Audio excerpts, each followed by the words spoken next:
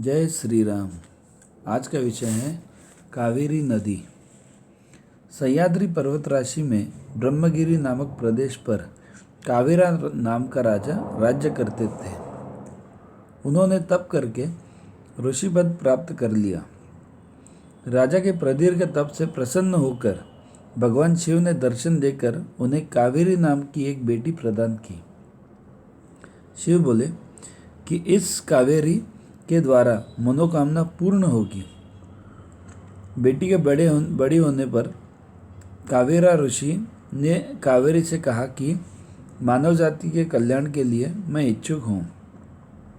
पिता के शब्द सुनकर कावेरी ने भी सोचा कि मैं भी सारे विश्व का कल्याण कर सकूँ तो जीवन कैसा अर्थपूर्ण होगा।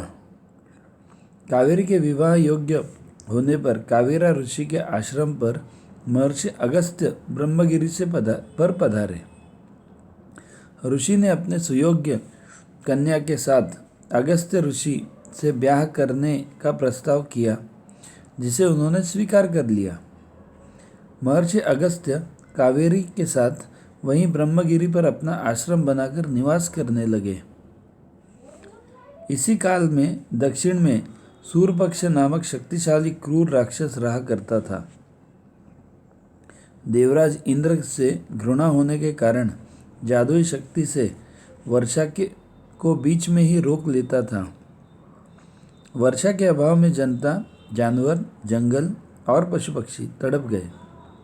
एक दिन प्रातः स्नान के लिए महर्षि अगस्त्य सरोवर की ओर जाने लगे। कावेरी अस्वस्थता के कारण महर्षि के साथ नहीं जा सकती थी। आश्रम पर अकेली कैसे छोड़े यह सोचकर महर्षि ने कावेरी को जलरूप बनाकर अपने कमंडलू में ले लिया और सरोवर के किनारे एक चट्टान पर रख दिया।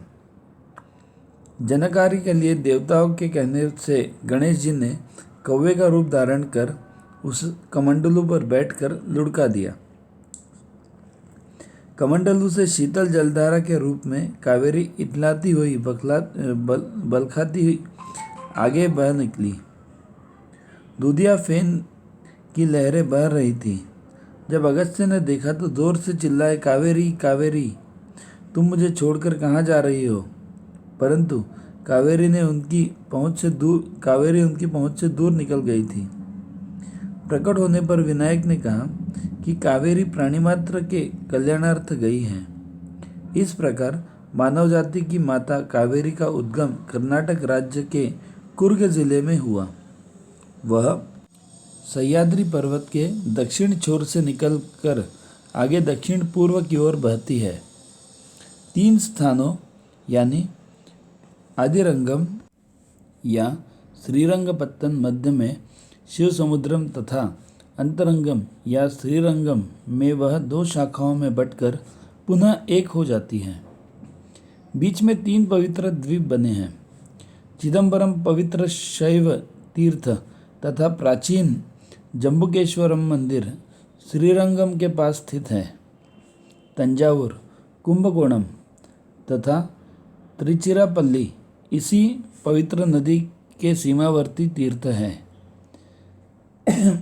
प्रसिद्ध कंब रामायण के रचयिता कवि कंबन का क्षेत्र भी कावेरी का तट ही है।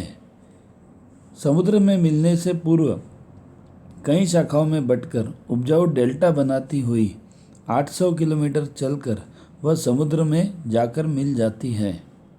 यह पवित्र नदी दक्षिण में गंगा के समान पवित्र मानी जाती है। कर्नाटक व तमिलनाडु प्रदेश की यह नदी जीवन रेखा है। भारत माता की जय।